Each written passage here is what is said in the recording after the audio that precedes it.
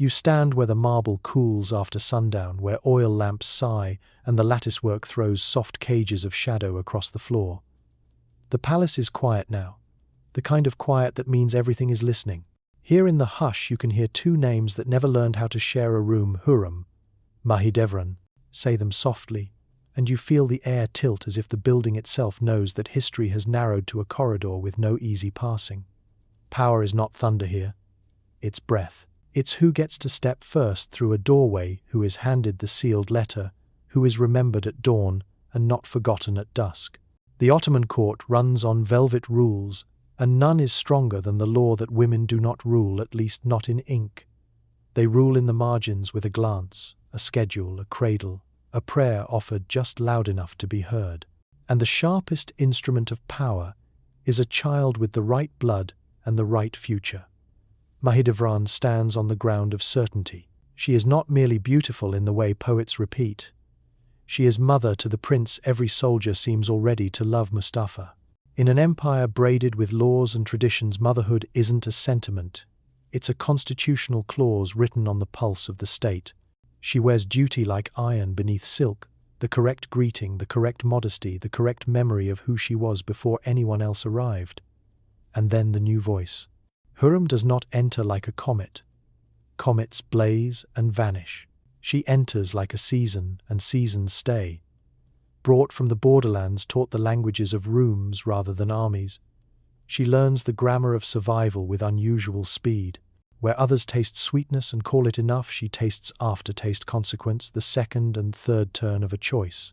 Little by little, she finds the places where the rules bend, the hinges where tradition creaks, and she presses gently at first. You could call it rivalry, but that would make it too small. What breathes between these two women is the old architecture of empire succession. The Sultan's heart is a room with many doors. The Sultanate is a single throne with one seat. In the dark, every courtesy becomes a calculation because time here is a ladder, and every rung has names already carved into it. And if the ladder's top can be reached by a son, then the mother who steadies his climb is more than a whisper in the royal ear. She is a policy living and warm. Listen, a eunuch steps past, measured dustless. Somewhere beyond the screen, a scribe smooths a sheet of paper and holds his breath over the first line, a line that will travel farther than its ink can see. Letters move faster than feet in this palace. So do rumors.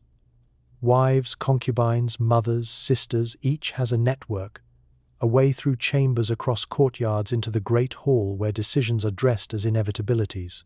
A smile can be a signature, a silence can be a veto. None of this is new to Mahidevran. She has survived on these currents, matching propriety to patience, trusting that the old agreement between throne and tradition will keep its promise. The favored, proven son, Mustafa, will inherit the future he seems born for.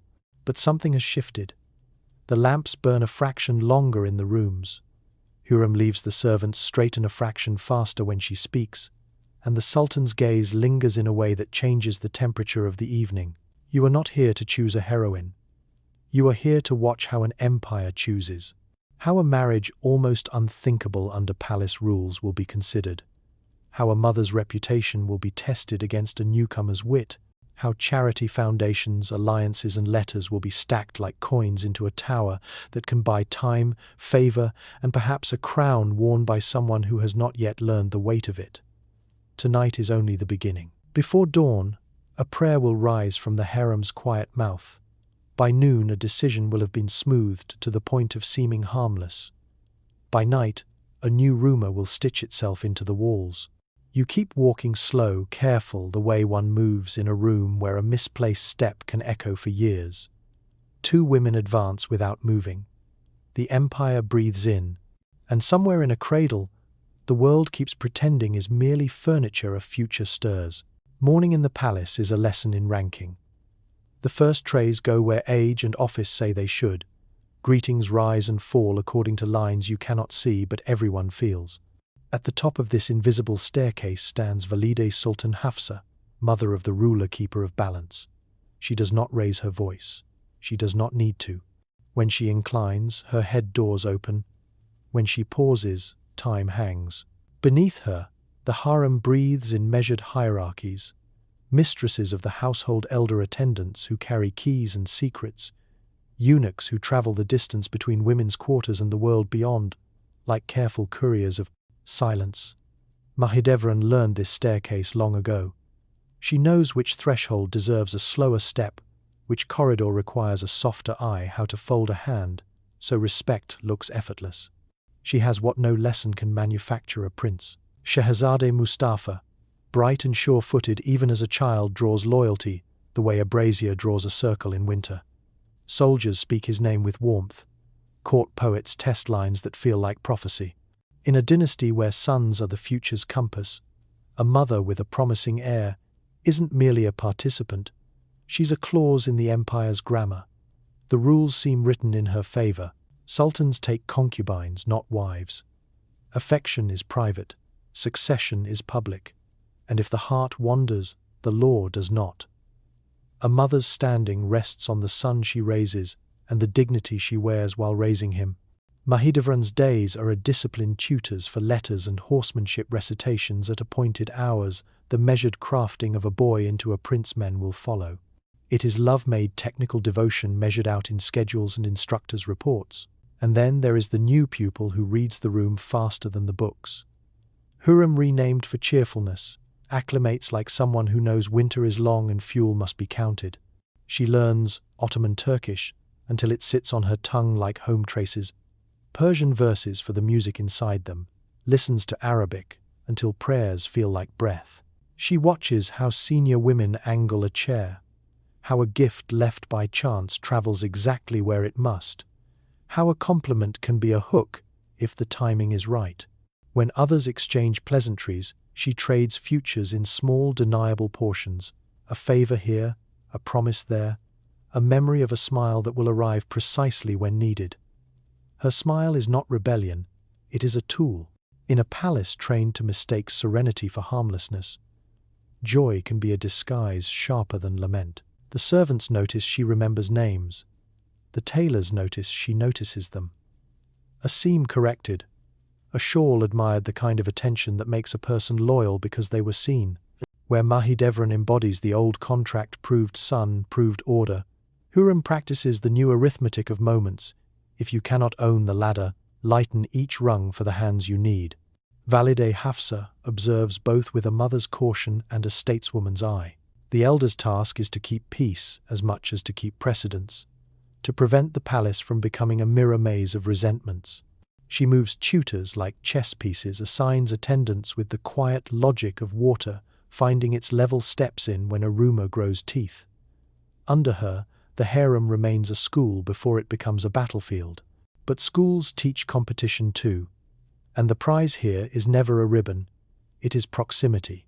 Proximity changes appetite. A brief audience becomes a longer conversation. A passing remark becomes a request taken seriously. A joke becomes an anecdote retold outside the room where it was born. The Sultan's attentions, once evenly scattered like coins in a fountain, begin to land in a pattern that is hard to ignore. Mahidevran feels the pattern not as insult, but as climate, a new current in a familiar sea. She adjusts more polish on protocol, more vigilance over Mustafa's tutors, more care that dignity does not slide into distance. Hurrem, meanwhile, learns the paper routes. Notes that say everything without saying anything. Messages that pass through careful hands at careful hours. Sentiments that travel farther because they sound like gratitude. She does not yet ask for what cannot be given. She asks for what will later make the impossible look natural. A reading, a discussion about a poem, a suggestion dressed as deference. In palaces, small permissions are blueprints. So the first positions set themselves a mother with a rightful claim and a newcomer who converts attention into structure. One leans on tradition's strength, the other finds tradition's seams. Between them stands an empire that pretends it isn't watching while taking notes. The morning bells finish their duty. The trays empty. The day lengthens. Somewhere a letter is folded once, then twice, and a rule older than anyone present begins quietly to bend. The first paper is not grand. It is small enough to hide beneath a palm, light enough to pass like a breath from one sleeve to another. You learn that notes travel faster than footsteps in Topkapı, and safer than favors spoken aloud. A wax seal means many things here: privacy, courtesy, sometimes a rehearsal for policy. Hürrem learns this quicker than most. Where others trust the hour of an audience, she trusts the minute a letter can borrow. She writes the way people lean closer to hear, not with demands but with weather, how the morning felt, how a poem sounds different when read before prayer, how a small ache in the hand insists on the truth that bodies are mortal and therefore time must be spent wisely. Gratitude arrives first, wit arrives second. A small request wrapped in the silk of deference arrives last. The order is never accidental. When you read her pages, you find that what she asks for is rarely the thing itself. It is the place that thing occupies in the next conversation. Outside, the world continues to be imperial. Envoys come and go. Campaigns are drawn on maps where mountains look like neat folds in cloth. Inside, the Sultan signs decrees with one hand and answers a narrower, warmer script with the other. He writes poems too, always has, under a name the public knows and yet does not. In the palace, verses can be a courier. A line answered is a gate unlatched, and between the lines a habit forms two minds meet where crowds cannot follow. Mahidevran feels this shift like a craftsman feels grain in wood through fingertips, not eyes. She does not scoff at paper, she respects it. She has written for tutors, for household accounts, for the measured production of a prince's day. But letters as theatre, letters as instruments of temperature, this is the new art, and it is not hers. Her strength remains where it has always been: stature, composure, the visible argument of a beloved, capable son. Then the moment that makes rumour bite its own tongue, a wedding. Sultans, by long habit, do not marry in the old legal way. They keep the law's spirit while denying its ceremony. They honour the institution by not touching its fragile surface. But now the palace breathes through an hour that few expected to see. Whether the chroniclers place it here or a season away, the fact is stubborn. Hurrem becomes not merely a favoured consort, but a wife. Titles rearrange themselves like cushions after a guest has stood up. The word Haseki moves her name to a rung of precedence where the air is thin and everything is noticed. What changes? Everything small, which is to say, everything. The seating at feasts, the order of greetings, the pathway of gifts, the bow of a steward that now dips a fraction lower, allowances recalculated, apartments, remeasured, screens adjusted so that a voice carries just the right distance and no farther. Law does not announce itself with trumpets here. It glides across flooring polished by centuries and leaves the slightest trace of new polish behind. Paper multiplies. There are letters that thank, and letters that remember, and letters that suggest without cornering. Beyond the walls, paper will one day cross borders with her name upon it. Within the walls it crosses thresholds and returns with answers that prove the pen has become a ladder. Hürrem's wit, once a private pleasure, turns public in its effects. A servant is reassigned, a scholar is summoned, a physician's appointment moves from afternoon to morning, and therefore catches the Sultan at the hour he is most inclined to listen. Logistics is love's shadow here. Where affection rests, structure grows. Mahidevran does not stamp or plead. She tightens the discipline around Mustafa, polishes what is already bright. If the court will choose by the arithmetic of future kings, let the numbers be undeniable. The janissary's warmth for the prince is not a rumour. The poet's lines are not hesitant. She trusts the old ladder because it has carried empires. Yet the rungs creak in a new rhythm, and creaks in palaces are how history clears its throat. You watch the paper world move a choreography of seals and sleeves and understand why a wedding could be more dangerous than a battles announce their outcomes. Ceremonies disguise them as custom, and so a broader rule begins to bend in public view, while everyone pretends not to notice. Love has made a corridor where only law used to walk, and through that corridor the future will pass folded once, then twice in the palm of a careful hand. The council chamber smells of wax and vellum of travel dust, shaken from maps. Decisions here are sung in the cool register of logistics, grain tallies, troop routes, tribute calendars, but beneath the tune runs a drumline: no decree admits patronage. Every signature carries a hidden choir of people who owe, expect, or remember. And at the centre, until the year turns harsh, stands one man whose shadow stretches from the hippodrome to the frontier, Ibrahim Pasha. He rows the way a comet pretends to be a star so steadily you forget it is moving. Friend to the Sultan since youth, intimate of tents and campaigns, Grand Vizier with a hand that steadied empire-scale furniture, Ibrahim collects portfolios as if they were instruments and learns to play them all. Treaties bear his tact, triumphal entries borrow his theatre. A palace bearing his name stares right across at the arena where emperors once played at eternity. Titles cling to him like brocade: chief of armies, keeper of policy, the indispensable man in a world that mistrusts the indispensable. But indispensability is a slope, and palaces teach that the most dangerous costume is inevitability. Ibrahim's loyalties are not mysteries he admires. Mustafa sees in the prince a soldier's promise that matches the army's affection, and by habit and history, the Grand Vizier's respect leans toward Mahidevran's household. It is not conspiracy, it is gravity. Yet gravity, when mapped by rivals, can look like a plan. Hurrem does not confront a mountain head-on.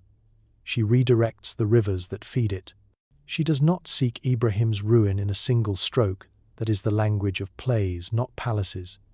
She builds counterweights. A daughter Mihrimah whose mind cuts cleanly. A steward with the flinty patience of an accountant turned statesman Rustem. Threads become cords when tied correctly. The marriage between Mihrimah and Rustem does not only bind rooms, it binds ledgers, regiments, and the quiet nods of men who trust a prudent hand. Affection writes poems, marriage writes budgets. Outside, the family stone begins to speak Hürrem's name. A soup kitchen that will not close when winters stay too long. A hospital where linen is changed before anyone must ask. A schoolroom where letters become ladders for boys whose fathers cannot read. Endowments, the legal skeleton of generosity, ensure that charity is not a rumor but a schedule. Each vakıf is an engine that hums with cooks, scribes, porters, imams, midwives, teachers. To the city, Hurrem is no longer merely a favored woman behind screens. She is a fountain with paved approaches. Piety and policy clasp hands in public, and the clasp is remembered. Patronage is not bribery. It is vocabulary. A gift is a sentence, a stipend, a paragraph, an appointment, a chapter heading. Mahidevran speaks the older dialect, honor, dignity, and the reputation of a prince who wins soldiers' eyes by simply entering the yard. In the provinces where Mustafa serves as governor, her influence breathes in the rhythm of inspections and audiences. Distance used well is its own kind of spectacle. The army likes what it can measure. Readiness pay a commander who looks like certainty. She trusts that this ledger will one day foot itself. Then the season of whispers completes its course. One night the palace tightens like a fist around its own heart. Doors close with that padded softness which means nothing will be heard and everything will be known. By morning the indispensable man is a lesson.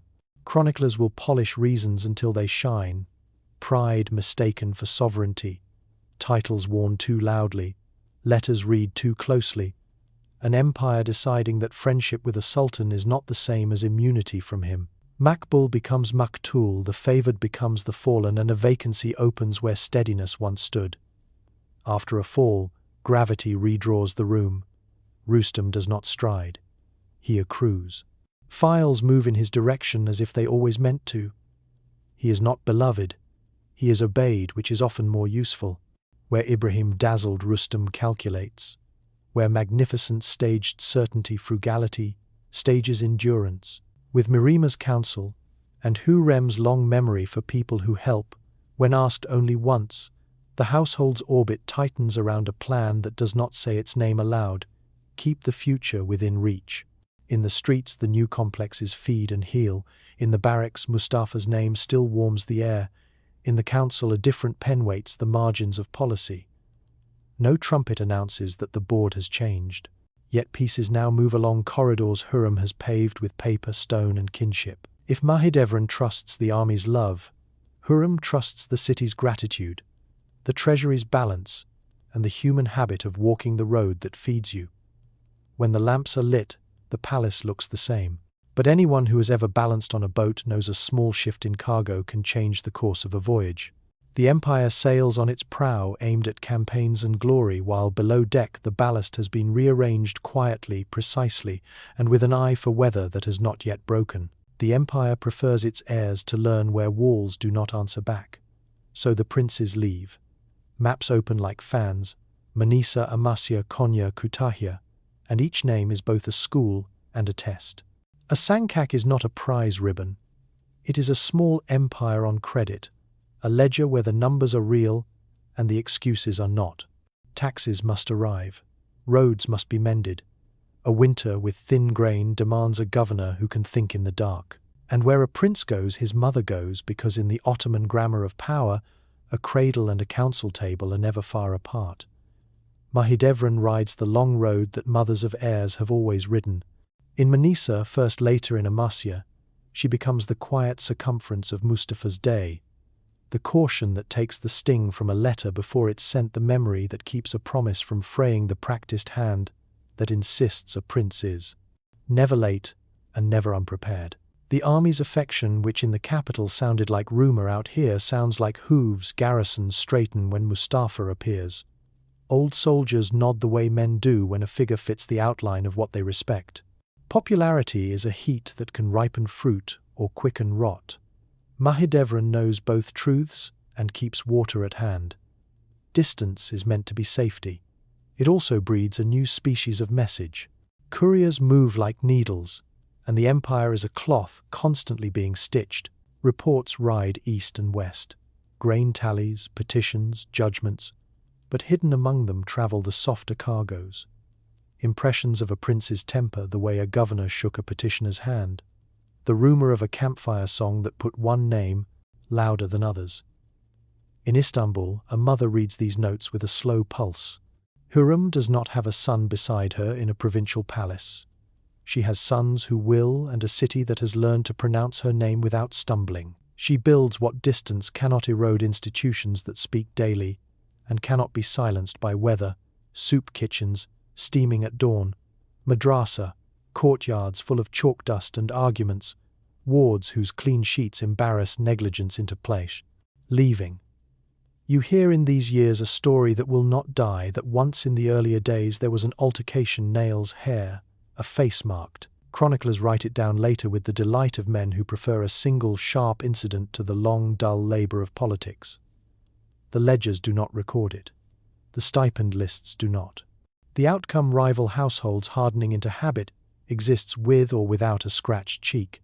Between myth and archive stands a truth soft as breath. In palaces, even a rumor can do the work of a fact if it arrives in the right hour and finds listeners who need it.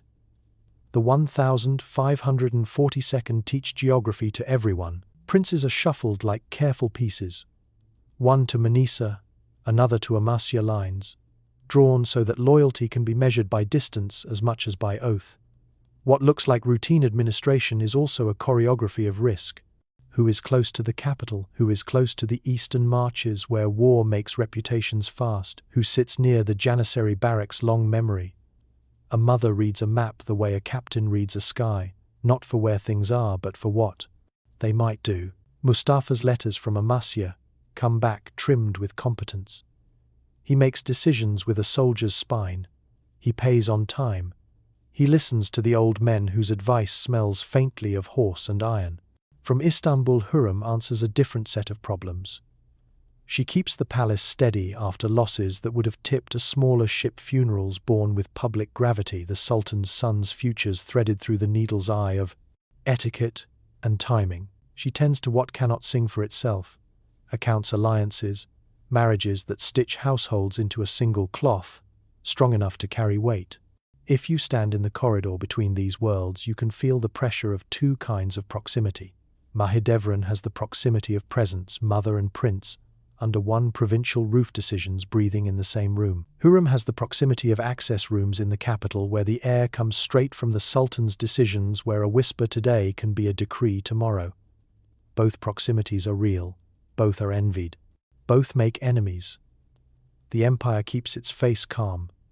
Campaign seasons turn like pages, treaties test their ink. The bazaars never stop sounding like water, but under the noise, messages thicken. Whispers acquire verbs, is plotting, is beloved, is feared.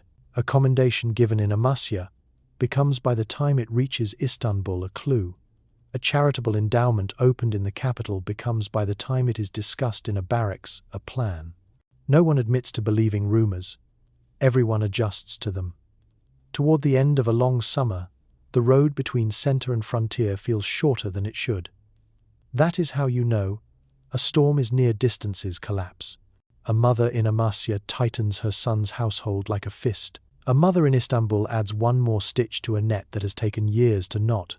And along the frontier where the tents are pitched, soldiers clean their weapons with the care of men who suspect that the next campaign will not be only against an enemy they can name. Autumn sharpens the air, the way a blade checks its own edge. The army moves like a city in motion, cookfires, prayer lines, tethered horses, breathing fog into dawn. Campaign season is discipline set to the drum of distance, but this year discipline hums with another sound, a name repeated in the low register soldiers use when they think the wind can keep a secret. Mustafa. You hear it in the lines for pay, in the stories traded over bread. Admiration travels faster than orders, and in a marching world that matters. Rumor arrives on a lighter horse. It does not need proof to make men adjust their step. It needs timing. Letters and counter-letters ride the empire's veins, warnings of plots, readings of expressions. One audience, two long interpretations of a salute held half a second more than custom. Rustem Pasha's caution spreads through the camp like a measured chill advisories. Second reads a suggestion that proximity can be a form of ambition if left unsupervised. Did he inflame suspicion? Or did he merely reflect what the weather already threatened? Chroniclers disagree, as chroniclers must. What endures is not the certainty of a plan, but the accumulation of fear. In the capital, Hurrem understands that even silence has grammar. She writes less and prays more, or at least that is how the stories remember it.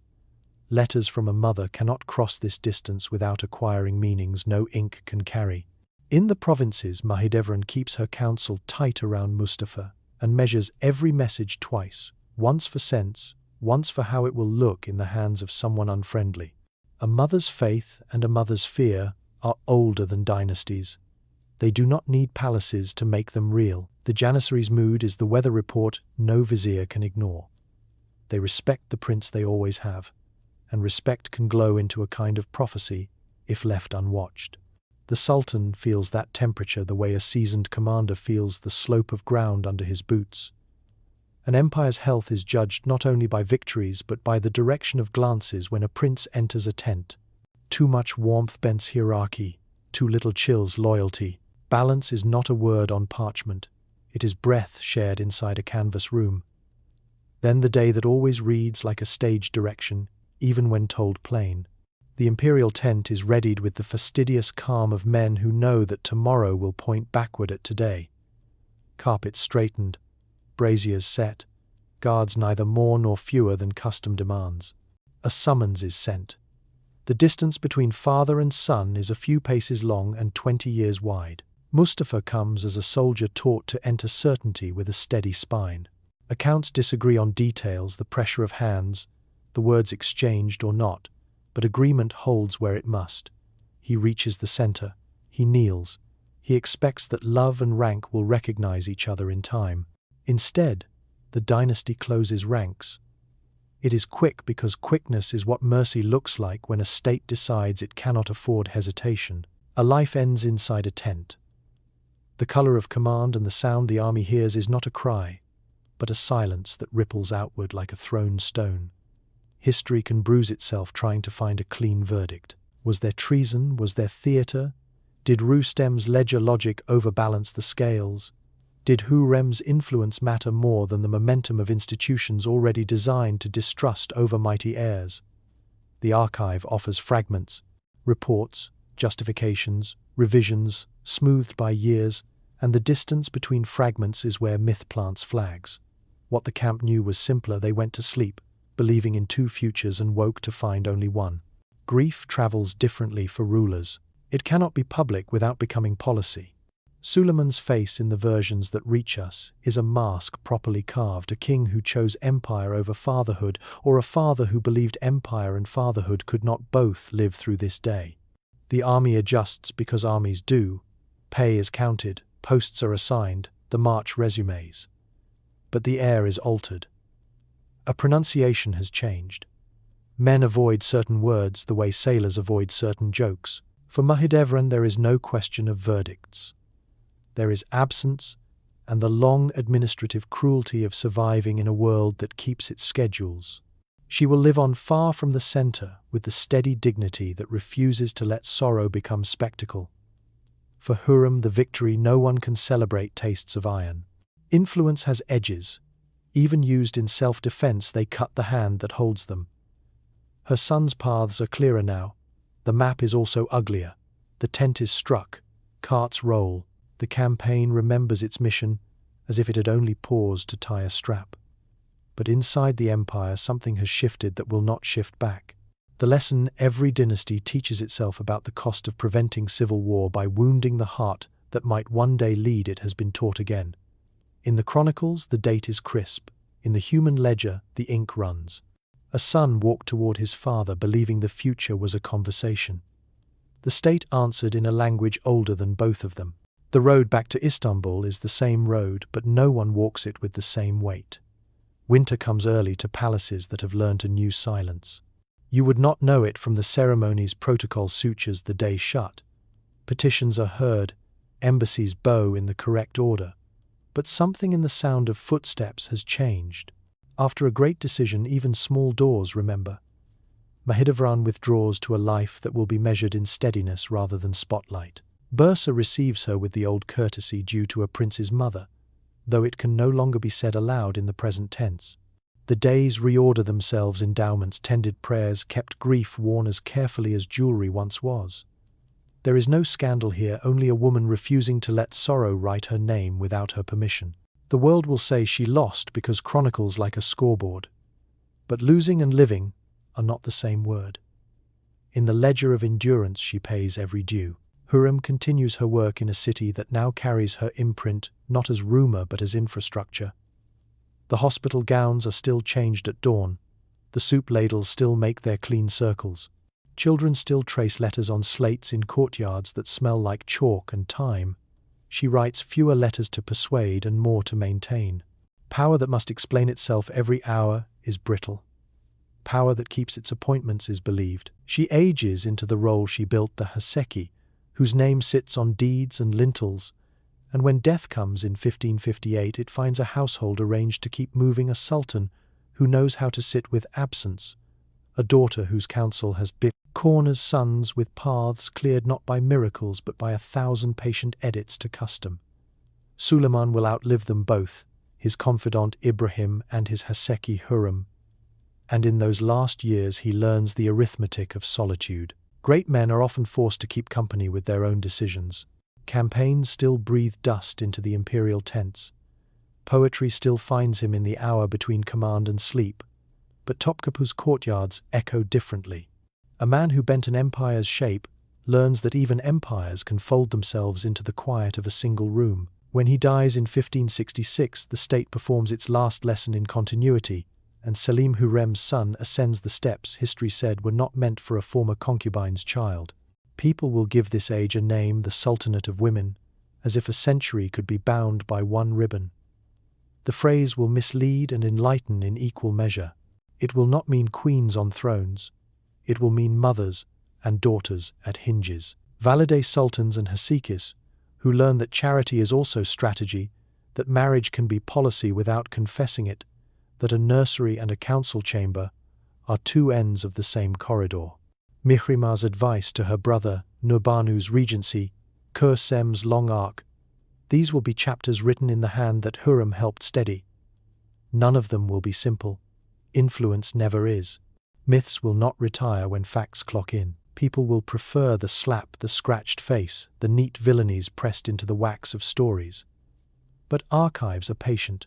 They keep receipts that sound like men counting grain. Between the drama we want and the documents we have there stands the human truth, the palace taught every day, Love rearranges rooms, and once rearranged rooms rearrange law. Mahidevran and Hurrem did not simply compete.